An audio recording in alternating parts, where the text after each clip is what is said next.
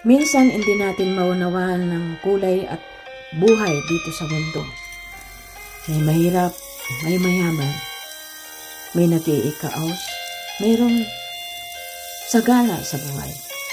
Subalit ang problema ay hindi may iwasan. Lahat tayo nagkakaproblema, lahat tayo ay may pinapasan at kanya-kanyang tinatahak na landas. Subalit, kung may tiwala ka sa Panginoon at may pananalig ka sa Kanya, tumalaw ka lang sa iyong harapan at itaas mo ang iyong mga kamay sa langit at itanong sa Panginoon, Panginoon, ito ba ang aking landas? Ito ba ang dapat kong tahakin? Bigyan mo ako ng lakas, Panginoon.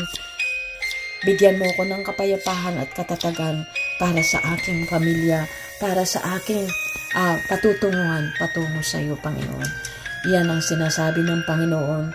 Pagmasdan mo ang Panginoon na nanonood lamang sa iyo at sinasabi niyang, nandito lang ako, nakatanaw sa iyo, nakasubaybay sa iyo. Alam kong kaya mo at kakayanin mo. Huwag kang mapagod. Sumigi ka lang at harapin mo ang landas ng iyong tinatahak. Dahil pagdating ng araw, lahat ng iyong mga tanong ay may kaakibat na kasagutan at mayroong kaakibat na kasagutan na ikaw ay pinagpala ng Panginoon. Ikaw ay may kakayaang mabuhay dito sa mundo.